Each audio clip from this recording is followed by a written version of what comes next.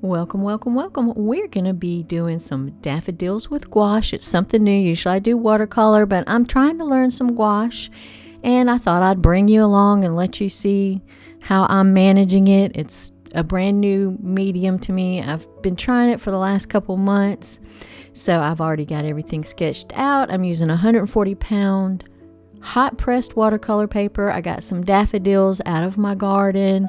I also took a picture of them so I'd have a reference photo on my phone. I've got my gouache out, and so I'm ready to go. I'm trying to keep it down to a limited palette with just some blues, lavenders, and then green and yellow. So it's not a lot of colors. I want to try to limit my palette so that one, it will be cohesive, and two, it won't be so frustrating. And when you have too many colors, you can get into a mess, especially when you're just learning a new medium. So I always suggest, when you're just learning and you're just starting out, limit your palette to 2 to 4 colors at the most and see how that goes, and just use those colors to mix up whatever colors that you need.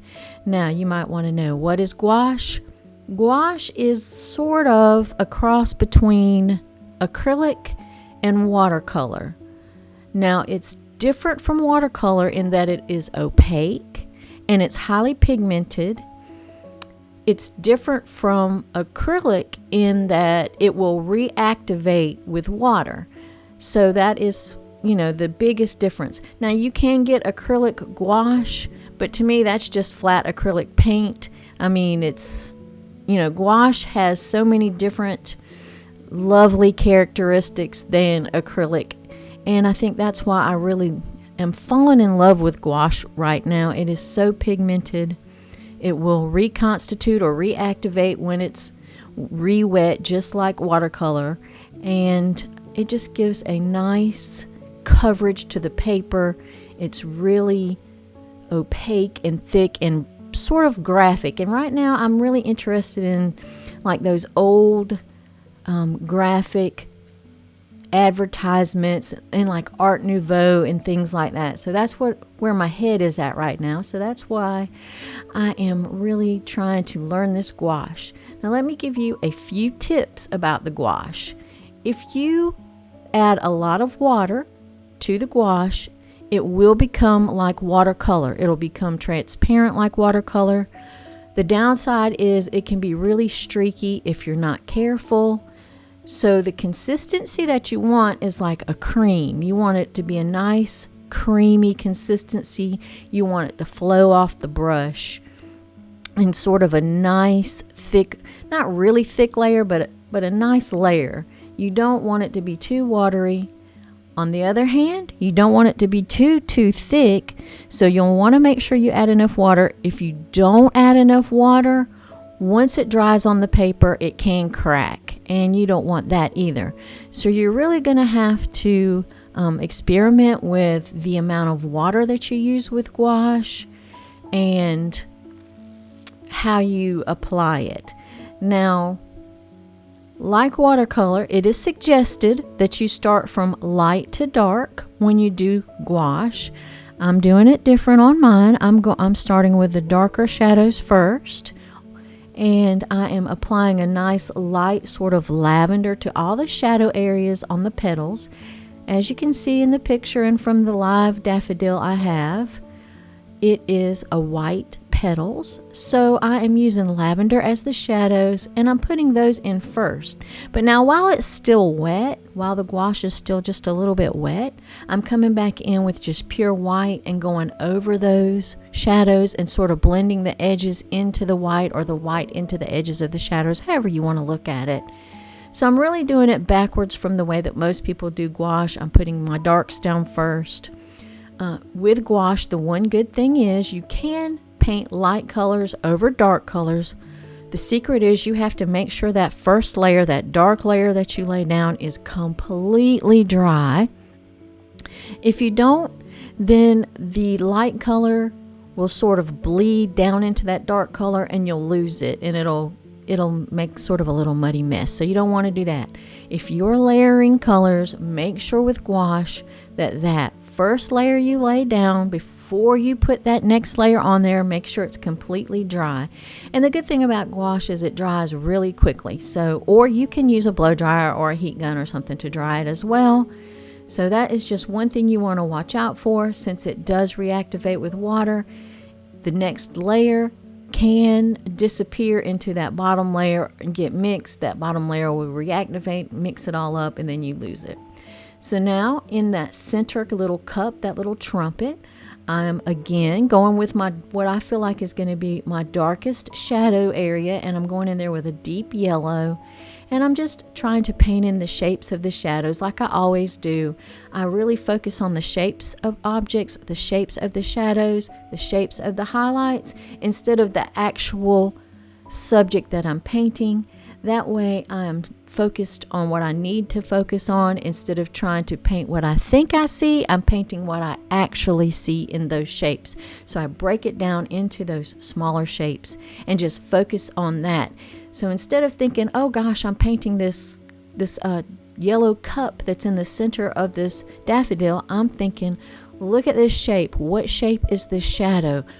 How dark is this shape? You know, is this shape in the right spot? Is this where it is on the reference? Is this where it is on the real flower? So those are the things that are going through my mind when I'm painting. I'm not even thinking about, oh, I'm painting a flower or I'm painting a part of a flower.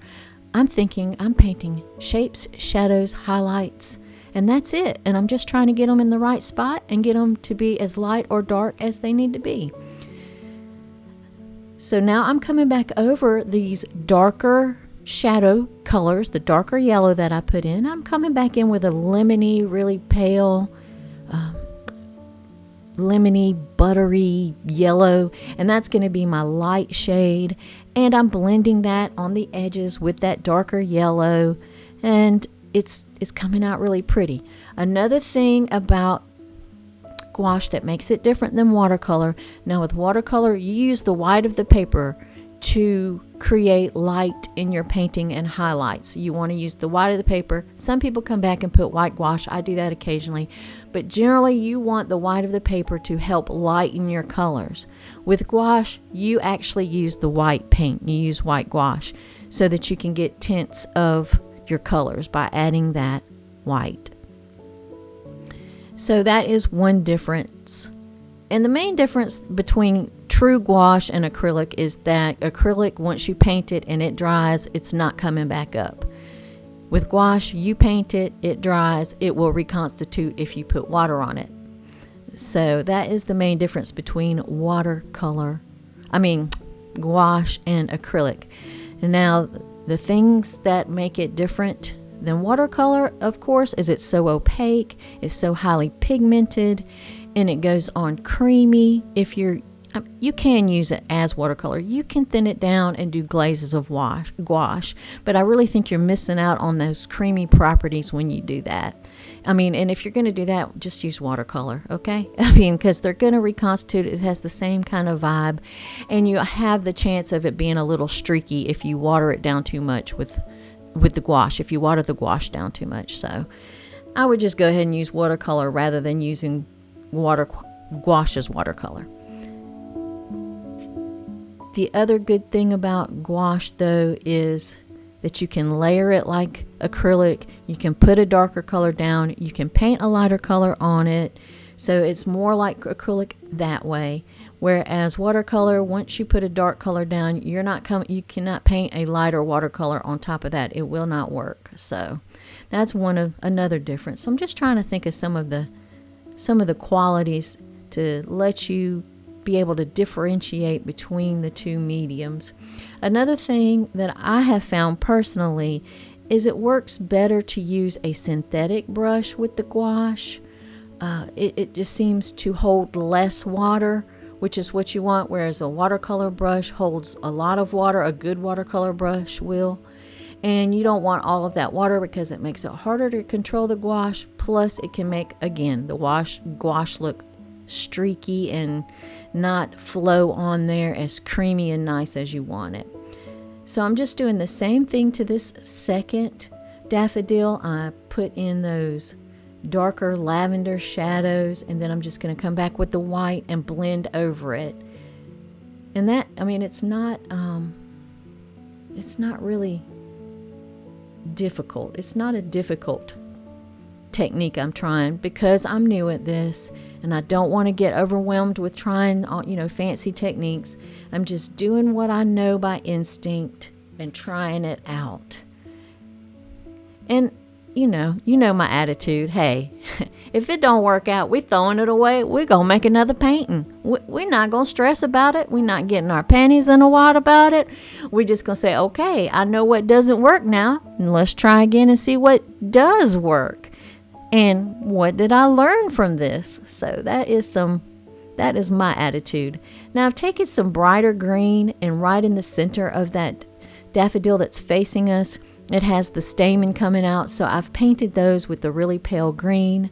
Now, if you are interested in getting the outline drawing, the supply list, and a guide to the color mixing, then you might want to join my Dabbler's level of Patreon. It's only $5 a month. There is a free version, but you don't get as much premium content.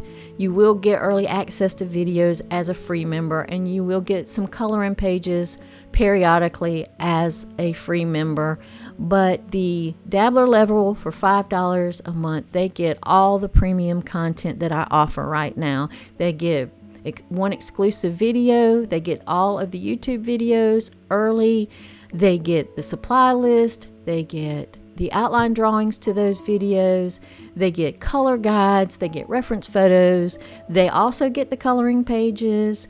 They also get all of my layouts for my bullet journal. The paid members do. So it's for $5 a month, you're getting a lot of value there. So you might want to consider. I'll link it in the description. So now I have came back and I decided that my shadows are not dark enough on the petals of my flower, so I'm just coming back in with a little bit more darker, a little darker lavender, and just doing another layer right on top of those shadows that we did before to darken those up. It gives it a little bit more definition. It gives it some more separation so that you can see the petals separated from each other and separated from that center, and it gives it a lot more interest. So I'm liking that I did that. I'm glad I did that because it was looking kind of blah. So we're trying to just punch it up a little bit with a little bit darker shadow work on those petals. And then again, I'm coming back with the white on the lightest areas and the highlights and just sort of blending that in while everything's still a little bit wet. Now I'm not trying to make those shadows disappear. I'm just blending right at the edges. Again, I don't really know what I'm doing. I'm learning gouache. I tried to take a Skillshare class, but it wasn't as in-depth as I probably needed. But it did help. It did help some, so I really like Skillshare. So I'm just going to go ahead and keep blending in around those edges. Then we'll do the same thing on that other side. But first we're going to go ahead with the stem. I'm going with a deeper green for the shadow of the stem and for the little trumpet part that holds the flower. And we're just going to put those darker greens in for a nice deeper shadow. And I'm putting that shadow sort of right down the middle of the stem and making the stem on either side lighter so that it looks like the light is coming from the back and it's coming and curving around that stem from the back. So I went ahead and got a little bit of darker yellow ochre, mixed it with a little bit of sienna there, and I decided that that is going to be my darkest darks in the cup part and the little trumpet part of the daffodil. And I'm just I'm not being too heavy with it. I'm trying to be really light, just light, faint lines. I don't want it to be too thick or too blobby. I just wanted to give it some more definition, just like we did with the deeper purple on those petals. So that's what I'm working toward there.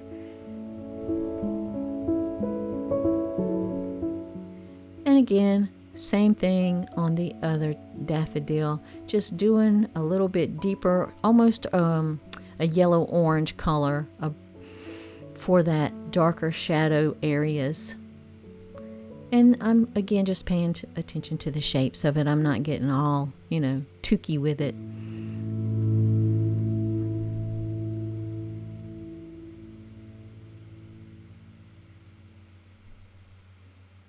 And I've noticed that my background is kind of streaky.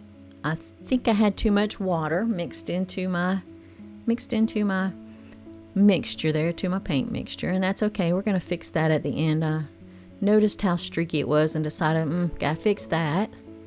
But it's not too bad. I mean, I'm not sweating it or anything, but I just think it could use another coat, and we'll probably do that at the end.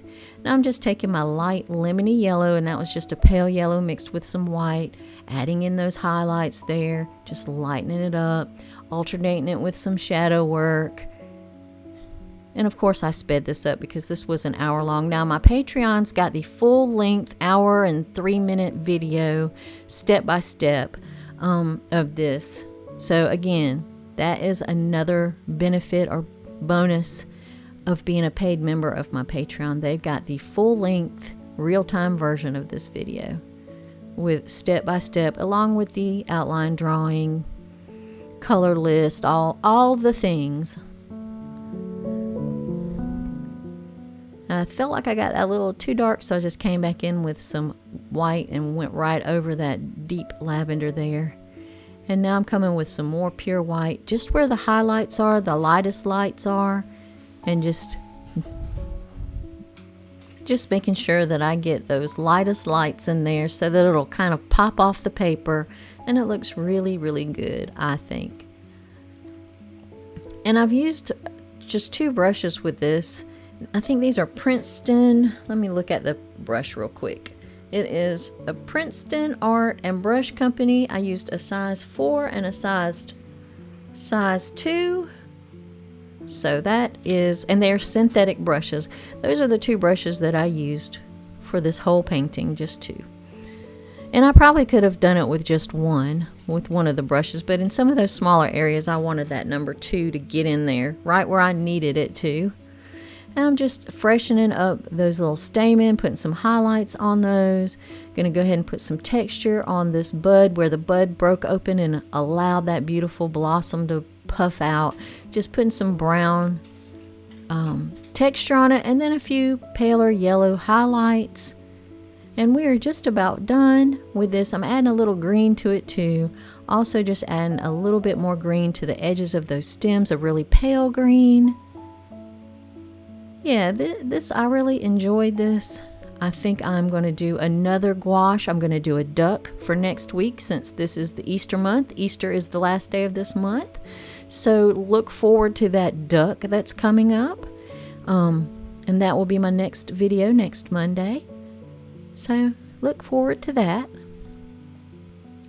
And I'm just adding a few highlights here and there with that pure white again, because I feel like it needs a little pop here and there.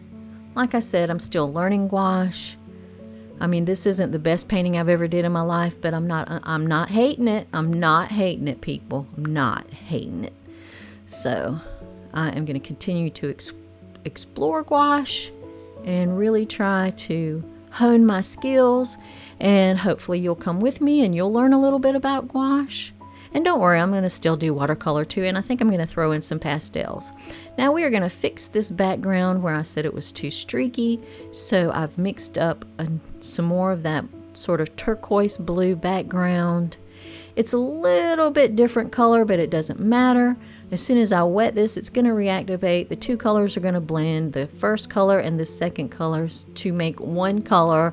It's not going to be streaky because I have made sure that this mixture is plenty creamy and just really smooth and silky. And so it is going to dry into a nice, solid background without all that yucky streaking that I had from the beginning. Again, that streakiness is caused from adding too much water to your paint mix, just to let you know. So I hope I've given you some tips. I hope maybe you've learned something from this painting.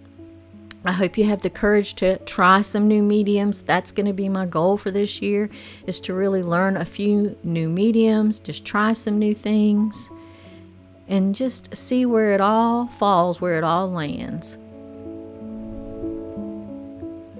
Just making sure I get in there. Another thing is, well, I've already mentioned it, but just keep a lookout for next week's video. It's going to be a little duckling. All right, there you go. Thanks for watching. I appreciate it so much. And happy painting, people.